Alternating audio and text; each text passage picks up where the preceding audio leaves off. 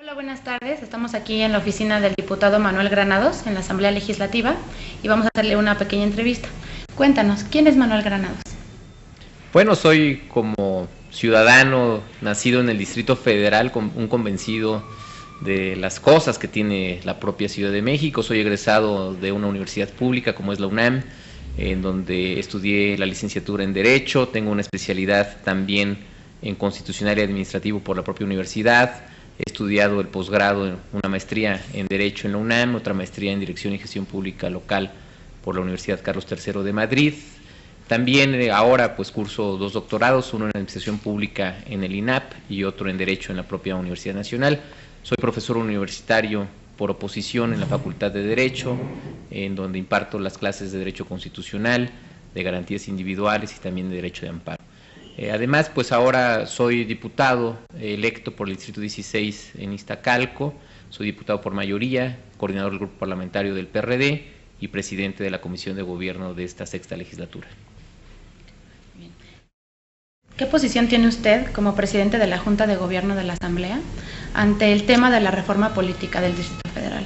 Es el primer tema de nuestra agenda política y legislativa. Es un gran compromiso que tenemos en esta legislatura para que se dé finalmente este reconocimiento a las y los capitalinos, para que se nos dé la mayoría de edad en derechos y en libertades.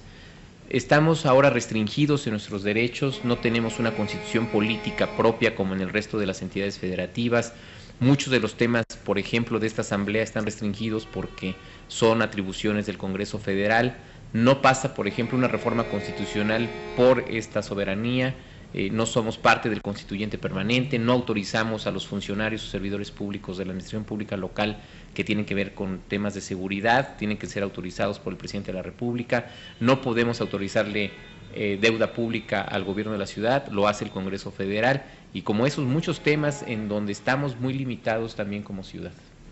Entonces, ¿usted afirma que esto va a beneficiar a los capitalinos? Sin duda tendrá que ampliarse una gama de derechos y libertades. Hemos tenido recientemente reuniones con los congresos locales de todo el país, y la Ciudad de México siempre se distingue por tener derechos de avanzada que otras entidades no tienen. Por ejemplo, nosotros tenemos en esta ciudad el reconocimiento pleno hacia las mujeres en políticas de género, en políticas transversales, en que las propias mujeres puedan decidir lo que ellas quieran sobre su cuerpo, en la despenalización del aborto, el tema también de que es la primera entidad que castiga el feminicidio, por ejemplo.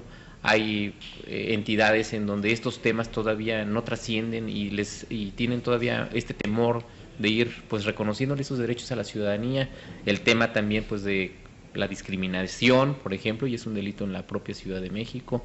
Otros temas que tienen que ver también con aspectos civiles de reconocer que el matrimonio entre personas del mismo sexo, que son cosas que se están dando ya en la Ciudad de México. Vamos a entrar ahora, por ejemplo, a una política de drogas en donde de manera terapéutica nosotros estemos también previniendo y dándole atención a quienes son consumidores, no criminalizando, sino más bien criminalizando a los que son productores y a los que son distribuidores, pero que los que son consumidores debemos entrarle una política de atención, debemos tener jueces o cortes pues de drogas en donde se les dé ese seguimiento, en donde podamos nosotros incluso hacer una revisión legal de aquellas que pueden ser permitidas o no en la ciudad, y que son temas en donde si tú los planteas en otras entidades pues simplemente no entran en su agenda legislativa. Y en esta ciudad yo creo que teniendo este marco legal en una constitución puede ir mucho más de avanzada que la propia Constitución Federal en varios temas que ya hemos logrado. ¿Nos podría decir cuál es la diferencia entre un Estado y el Distrito Federal? Sí, claro, esencialmente radica en la naturaleza jurídica del propio Distrito Federal, porque aquí es el asiento de los poderes, aquí está el Poder Ejecutivo Federal, el Poder Legislativo y el Poder Judicial. En la Ciudad de México reside la Suprema Corte de Justicia de la Nación, reside el Congreso Federal, es decir, la Cámara de Diputados y la Cámara de Senadores, y también el presidente de la República tiene su residencia en la Ciudad de México.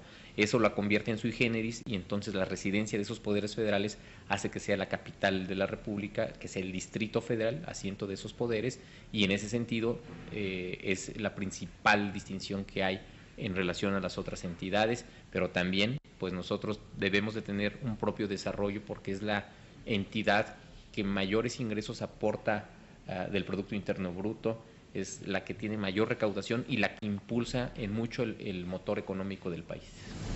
¿Cómo quedarían constituidas con esta reforma las delegaciones aquí en el Distrito Federal? Es un gran tema. Nosotros somos convencidos de que debe ampliarse las facultades a las delegaciones, que debe de haber sin duda un tema de conformación distinta en donde existan consejos de gobierno en las propias delegaciones que sean electos al igual que los jefes y jefas delegacionales, que haya un equilibrio político entre todos los partidos y que eso permite ir avanzando también en atribuciones a los órganos administrativos desconcentrados, que a los órganos autónomos, que las propias delegaciones también tengan una fortaleza en su administración y sobre todo pues que haya un equilibrio en la rendición de cuentas a partir de la participación ciudadana. Y bueno, ya para terminar este tema de la reforma política, ¿cuál sería la ventaja de tener una constitución y no un estatuto de gobierno aquí en el DF? Bueno, la constitución por sí misma es, digamos, la carta de nacimiento de una entidad, tiene que ver con dos partes, una parte dogmática que es, digamos, el reconocimiento de los derechos fundamentales, libertad de expresión, libertad de tránsito, libertad de igualdad, libertad de seguridad jurídica, este tipo de garantías que deben estar consagradas en un documento, y la otra que es la orgánica, la otra parte de la Constitución, que es cómo se estructuran el poder ejecutivo, legislativo y judicial de la ciudad.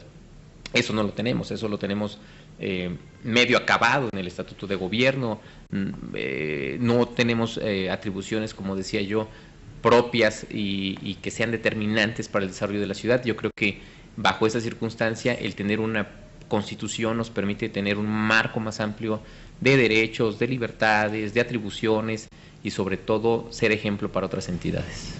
¿Qué opina sobre las redes sociales? ¿Usted las utiliza?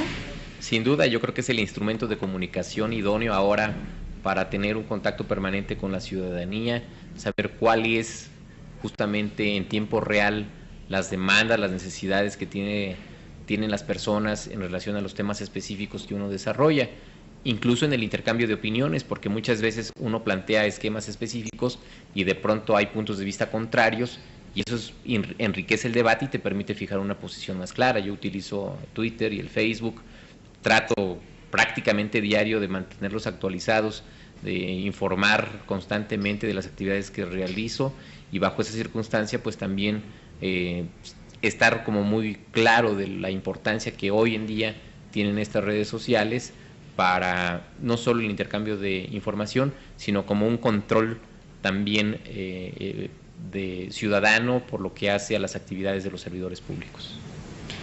Y por último, ¿qué opina usted sobre los primeros 100 días de la nueva administración que tiene el jefe, bueno, más bien el nuevo jefe de gobierno?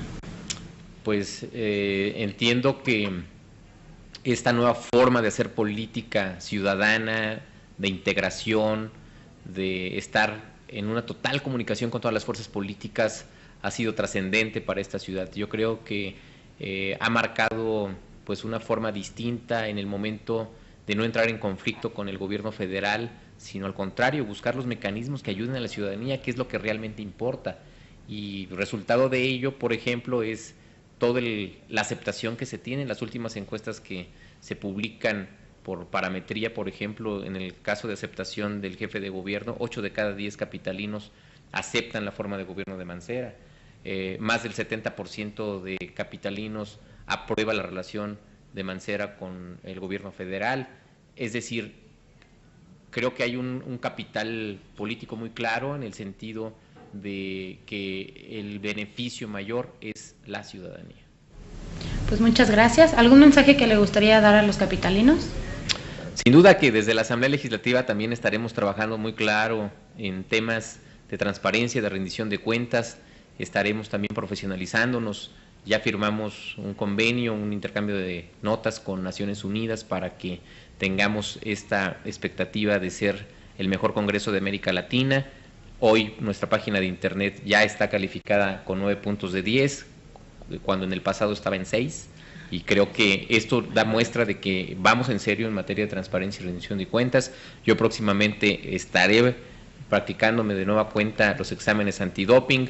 el examen de control de confianza, lo haré pública mi declaración patrimonial, es decir, yo no tengo bajo esa circunstancia ningún tema de hacer público lo que también como servidor público, como diputado, como profesor universitario he logrado también en la parte económica o material. Gracias por habernos dado la oportunidad de hacerle la entrevista y bueno, esperamos verlo muy pronto. Muchísimas gracias a ustedes.